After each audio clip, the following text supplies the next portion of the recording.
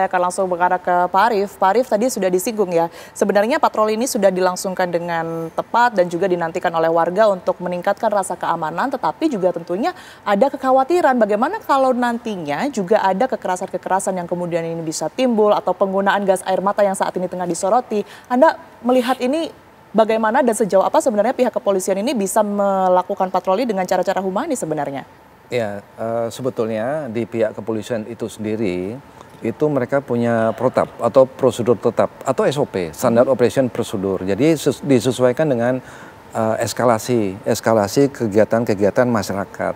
Nah, kalau kami melihat dengan adanya patroli, kehadiran daripada petugas, apalagi dengan mungkin bisa dibilang show of force, itu pasti akan menimbulkan efek deterrent. Masyarakat pasti akan mengurungkan niatnya. Itulah sebabnya arah-arah patroli, tujuan-tujuan mana yang dipatroli itu harus didukung dengan data daripada perkiraan intelijen dari pihak kepolisian itu sendiri. Nah, kalau ini dilaksanakan dengan baik, dengan niat baik, insya Allah sampai penggunaan gas air mata itu tidak terjadi, Mbak. Nah, penggunaan gas air mata itu pun ada eskalasi. Ya, eskalasi pertama itu adalah kejadian kegiatan di masyarakat itu bisa ditangani oleh Polsek, Polres maupun Polda. Tapi kalau sudah eskalasi meningkat, Polda bisa minta bantuan dari Makobrimob. Makobrimob pun apabila itu sudah eskalasi yang ancaman yang serius. Ancaman serius itu macam-macam. Nah, baru bisa digunakan itu pun pakai pendorongan kendaraan taktis yang ada barikadenya itu, yang ada pagarnya itu dorong dan dikelilingi dengan anggota-anggota Brimob itu sendiri disertai dengan tongkat dengan tameng. Kemudian diikuti juga sepeda motor. Nah, apabila ini masih terjadi anarkis baru disemprotkan water cannon. Nah, setelah water cannon terlebih dahulu ya. Jadi tidak bisa langsung gas air mata seperti yang sudah terjadi sebelum-sebelumnya. Tidak bisa karena gas air mata kan kita ingat itu peristiwa Kanjuruhan sampai menimbulkan orang beringas kan. Korban bahkan ya. Korban beringas itu tidak direkomen. Nah, kalau itu pun nggak berhasil baru pakai gas air mata. Tapi ini adalah pilihan-pilihan yang masuk fase terakhir. Kalau bisa jangan. Nah, apalagi kalau sudah ada tahapan-tahapan yang dilaksanakan dengan show of force tadi, saya yakin pasti masyarakat. Tapi ini menarik ya, karena kebetulan dengan Pak Arief ini kita jadi dengar bahwa itu adalah pilihan terakhir. Betul. Tetap ada patroli, saya katakan tadi, patroli yang humanis gitu ya, karena sebetulnya dalam konteks masyarakat bisa juga dilengkapi dengan siskamling. Nah, iya, jadi di masyarakat sendiri sudah ya. tumbuh siskamling. Nah, begitu ada patroli ini kan tinggal saling menambah aja. Sambil lewat, hoi gitu ya, lagi ngapain? Mungkin ada yang mohon maaf lah makan kacang, nonton bola dan sebagainya gitu. Lebih bersinergi artinya. Iya, sinergi lah. Siskamling penting menurut saya. Dalam masa-masa ini masyarakat itu punya kemampuan buat siskamling. Saya mungkin 1-2 kali nggak bisa ikut, tapi ada yang mewakili untuk ikut lah. Tapi intinya ini harus diikuti oleh masyarakat sehingga tidak terlihat ini sebagai show of force seorang diri gitu ya. Kan nggak apa-apa kan lewat patroli terus kemudian, woi gimana Pak ini di sini aman? Wah kita lagi nonton bola nih Pak, ada Liverpool lawan apa misalnya gitu ya, atau siapalah yang main bola gitu. Tapi menjadi menarik tadi pertanyaannya ini nih Tiara, bagaimana saya membayangkan di kampus yaitu yang kebetulan saat ini sedang terus ada juga gas air mata. Bapak tadi bilang itu usaha paling terakhir ya. Betul. Maksud saya kan kalau dengan kemampuan teknologi dan intelijen yang cukup baik, kan cukup dipantau jauh dari kampus gitu. Benar. Dipantau jauh saja dari kampus. Karena memang ada area-area tertentu ya yang kemudian maksud saya ini kan kita sedang sama-sama menahan diri. Nah, ini dijaga saja dari jauh. Kalau dikhawatirkan perusuh masuk misalnya atau berlindung di situ, kurang lebih kan itu kita baca di media. Tapi kan dalam konteks jurnalisme damai yang mau kita katakan kan bisa cukup jauh dari situ, dijaga aja gitu. Anda sendiri melihat hal ini seperti apa Pak Arief? Ada mau nanya loh, ini murni nanya loh kita ini.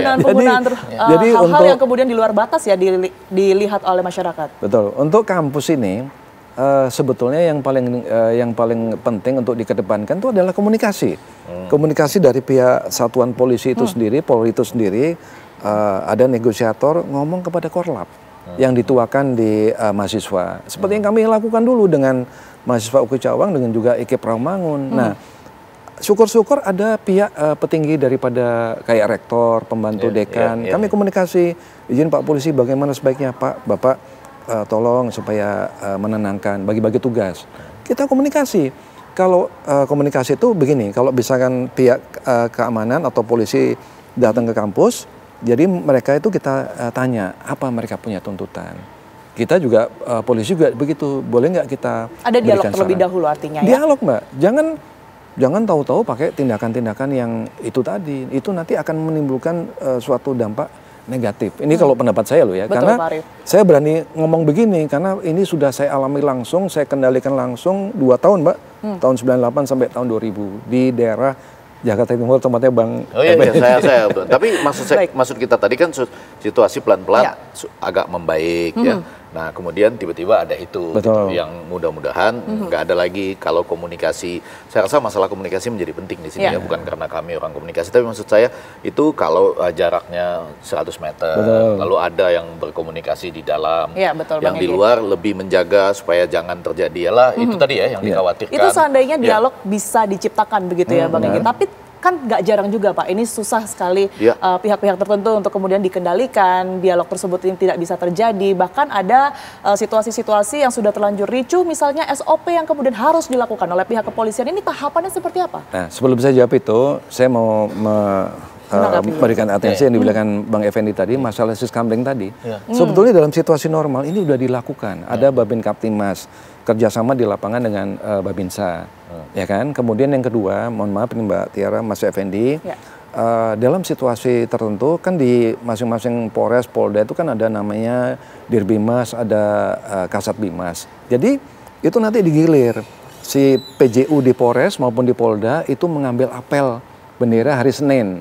Nah pada saat itulah, pada saat penaikan bendera, pada saat itulah dikasih kesempatan untuk memberikan pesan-pesan Kaptimas, ya kan. Itu saya sependapat dengan... Saya sih nggak terlalu banyak ikut soal babinsa, tapi menurut saya masyarakat sipil itu punya kemampuan sendiri ya untuk melakukan melindungi wilayahnya juga wilayahnya sama-sama gitu, nanti ada gilirannya ya kan. Karena kalau kebetulan ada patroli ini itu saling sinergi. Selama sama-sama memang kan pasti warga itu civil society ingin melindungi semua yang ada di situ. Ya kan teman-teman polisi kalau betul niatnya itu kan untuk meningkatkan kepercayaan tentang keamanan. Ya, kalau yang lain-lain saya nggak terlalu paham tuh soal babinsa dan jadi penting ya artinya adanya pengamanan di wilayah kita sendiri masing-masing, dari yang terkecil rumah pribadi misalnya dengan adanya Babin Kantipnas itu tadi dan juga Siskamling.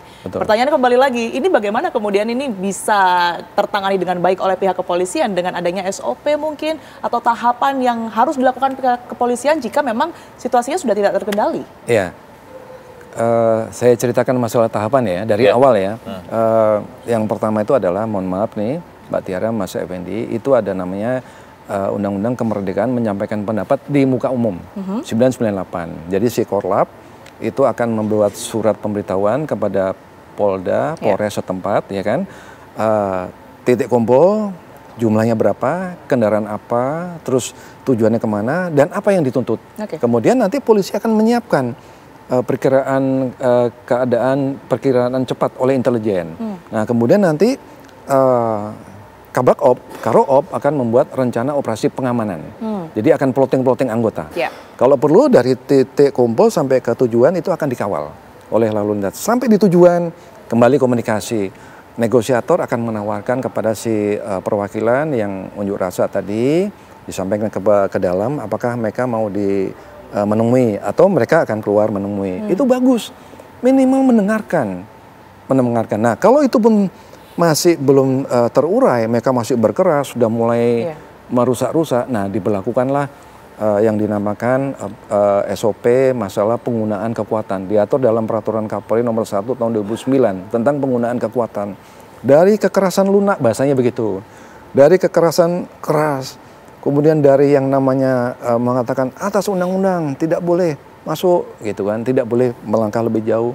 Kemudian yang keempat, pakai penggunaan misalkan peluru hampa, ya kan, sampai peluru karet. Itu pun nanti akan dilepaskan ke arah yang tidak mematikan. Nah, karena diharapkan itu sudah bubar, tetapi ini diharapkan jangan sampai ke situ.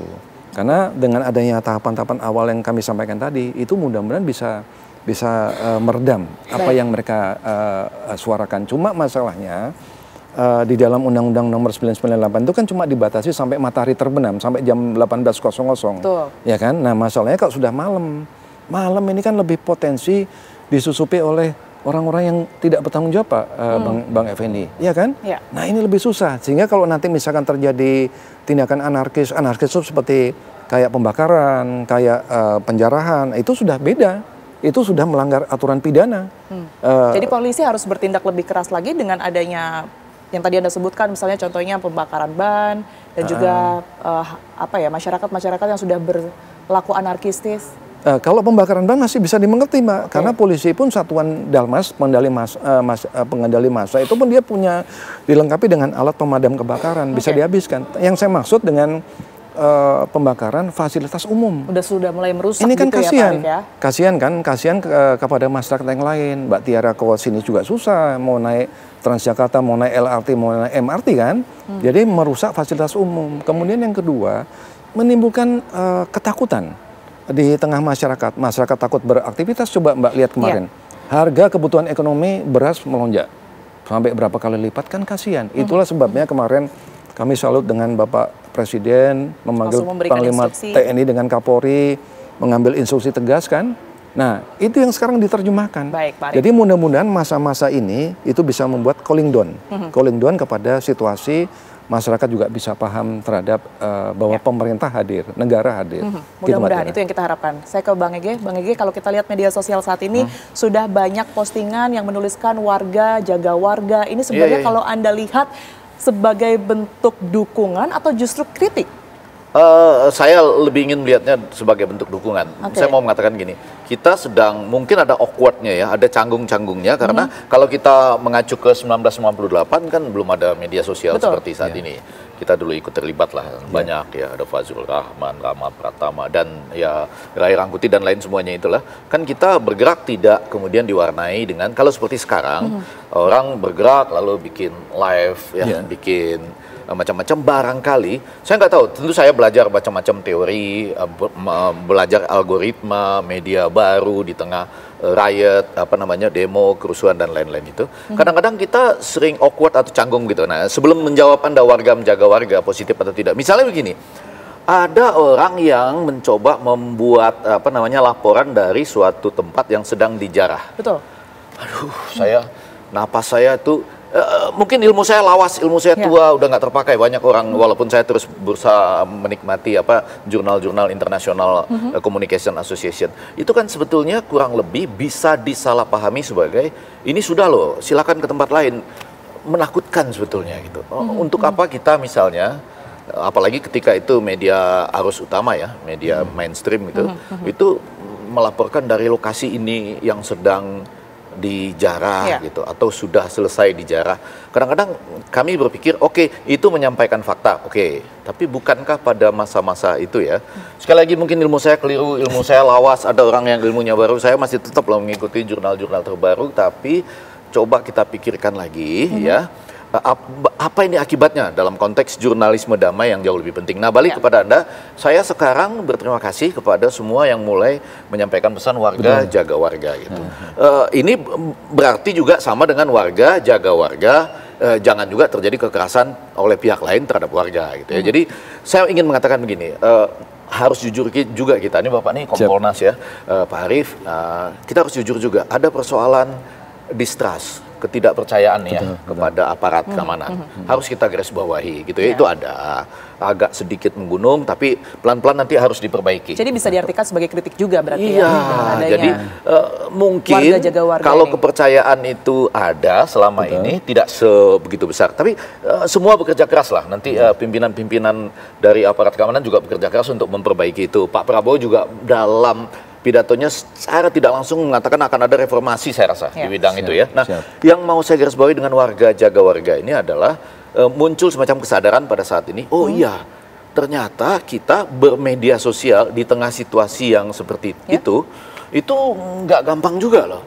Mungkin lebih banyak resikonya ketimbang yang kita bayangkan. Saya tuh mohon maaf sekali lagi, saya mungkin orang lawas, nggak layak, mungkin nggak punya media sosial yang hebat seperti orang-orang itu, tapi ketika ada anak-anak muda, perempuan lagi ya, ini jangan bias gender saya, lalu berbicara dengan seluruh kata-kata yang sangat kasar, sangat cepat, kami sudah nggak percaya, tangtung. Karena sudah terlanjur emosi mungkin ya Bang. Iya, tadi ya ada ketidakpercayaan, emosi. oke lah gitu. Tapi sekarang seperti yang Anda sebutkan, warga jaga warga, saya baca sebagai mari sama-sama tidak lelah kita mencintai Indonesia, tapi pada bagian lain ayo sama-sama kita jaga juga kalimat-kalimat kita di media sosial. Sekali lagi, jurnalisme damai kadang-kadang bisa berdiri di atas semua itu sambil kemudian memikirkan setelah kita posting ini apa akibatnya. Jumlah followers mungkin bertambah, oke. Kemudian Anda seperti mendapat positioning baru gitu. Tapi lebih daripada itu menurut saya ya akan ada suatu masa nanti di mana itu dipotret ya sebagai sesuatu yang mungkin perlu kita kita coba tinggalkan, dievaluasi karena lagi. kita evaluasi sekali lagi, jaga warga menurut saya luas artinya. Yang pertama sama-sama menjaga lingkungan kita ya. Yang kedua karena ya ada pengusahaan tetap juga ya. mengingatkan loh, nggak boleh terjadi kekerasan gitu ya. Sekali lagi saya tadi terima kasih ada penjelasan bahwa harusnya gas air mata itu menurut saya tidak terjadi itu yang tadi malam. Kalau mendengar ceritanya Pak Arif ya, walaupun nanti tentu polisi punya cerita juga. Betul. Tapi dari malam ini saya dengar harusnya itu jangan. Ada barikade mungkin 100 meter dari itu. Dan yang ketiga, warga jaga warga menurut saya juga berusaha. Sekali lagi, saya mungkin nggak layak ini karena ilmu saya udah lawas lah. Tapi mulai menjaga supaya teman-teman kita juga tidak langsung memposting kemarahan yang berlebih gitu ya.